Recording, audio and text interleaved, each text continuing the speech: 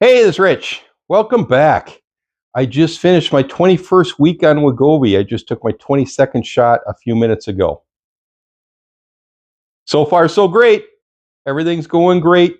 I've had no side effects whatsoever. And I know I've seen in the comments some people are saying, boy, you're really lucky. That's not the same experience everybody else has. I know. I do feel very lucky. I'm on the lowest dose. I've had no side effects. I've had strong positive impact from taking the drug. And I know that that's not everybody's experience.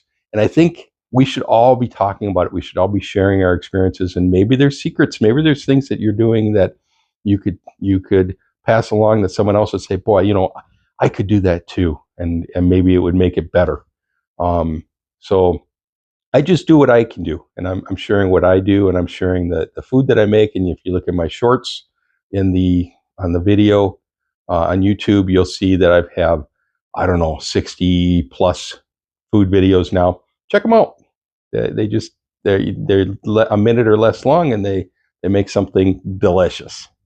So I went to the farmer's market today again, and I have just a little video that you'll see over my shoulder. It's very sparse. There's not many people there. There's very few vendors there, but the ones that are still selling homegrown food, naturally grown food, and I still get my spicy peppers. So it's really, really great. As you know, I'm just hooked on those things. I was there this morning, and it's November 9th today. It was 40 degrees, so it was maybe a little chilly. I didn't wear a coat, so it was not that chilly. But I was able to walk around, get some fresh produce, and then I grabbed some flowers too. The flowers are still being cut and sold, and boy, I got a nice bouquet for $10, and it was way cheaper than if I'd gone to the florist or anybody else to grab some flowers. So it's worth going. If you live in an area that has a farmer's market, check out and see if they're still operating. Some still are. The major one here in our city still is, and check it out. See if there's a reason to go, because there were several vendors there that had lots of different types of produce. So last week I talked about the Halloween candy, and so Halloween was the Thursday before, and last Saturday was just a couple days after Halloween. I told you how I had probably 120, 130 pieces left of candy. I ultimately did not eat any candy this Halloween season, and I brought it to the work office and set it on the countertop, and within, I would say, 15, 20 minutes, it was all gone. And then somebody else put some more out, and it was gone. And then someone else came in a little later, and they put their candy out, and it was gone. And it was not like just a couple of pieces of candy. It was, I put out 120. Someone else put out a very big bag, and someone else put out a couple of the regular grocery bags of candy, that you buy at the grocery store. Boy, it was good pickings, good times for everybody at work that they got a piece of candy. Now, you could say I was not being nice to my coworkers, that I was making it harder. So some of those people that may be trying to lose weight also, I was putting them in a position where they were presented with candy. Sorry, I had to do something. So better them than me, I think is the way you would say that. It reminds me of when I first heard about Wegovy. It was a 60 Minutes episode, and it was I think on January 1st or New Year's Eve. I'm not sure which one it was, and it was a day full of football. And that's one of the things my family gets together for, is we watch football. We have lots of different snack foods, and we just make a day of it, and it's a lot of fun. And during one of the breaks, I think it was during halftime or something like that, 60 Minutes was on. So we turned it on, and it was all about Wegovy. We had 2 or 3, maybe the whole hour on Wegovy and Ozempic and the drugs. And one woman was taking it and was losing weight, and another woman was hoping to be on the drug, but her insurance company wasn't sure they were going to pay for it, and they were really trying to figure that out. And they talked about the impact of taking Wegovy and Ozempic and those type of drugs, and the health benefits, and the benefits both in preventing strokes and things like that, and heart attacks and cancer and all the benefits of losing weight. At the end of the night, when it was time for me to go home, typically I get a little box of food and sent home with me.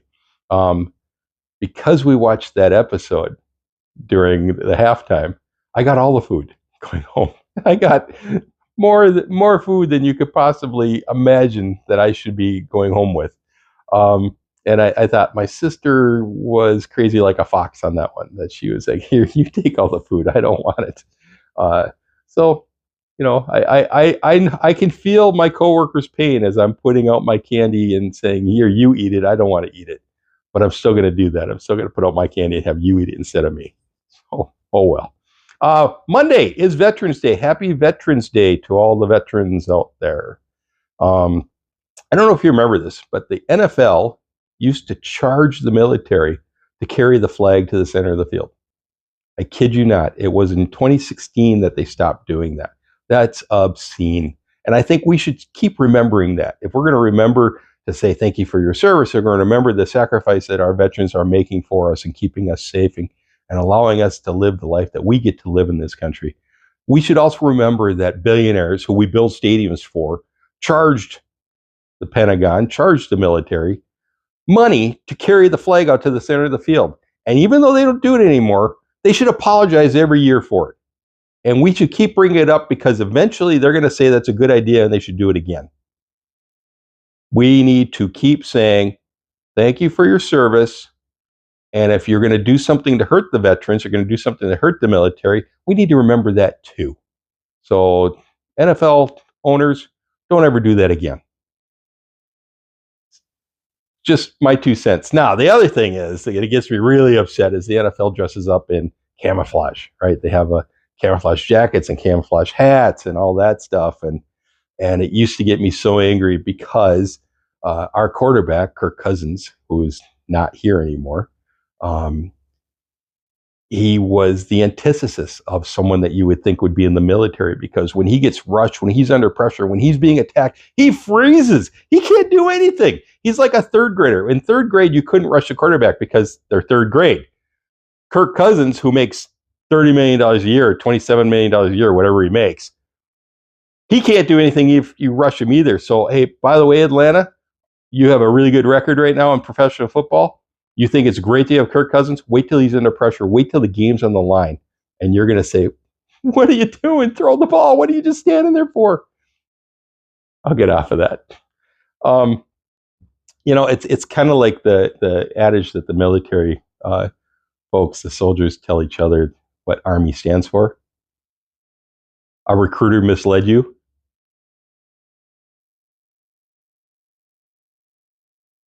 Yep, I slipped it in. Didn't even tell you I was telling a joke. My brother told me that good comedians don't tell you they're telling a joke, and they just go into the joke. There you go. You're welcome. Why doesn't the military use Twitter? Because they don't want to retweet.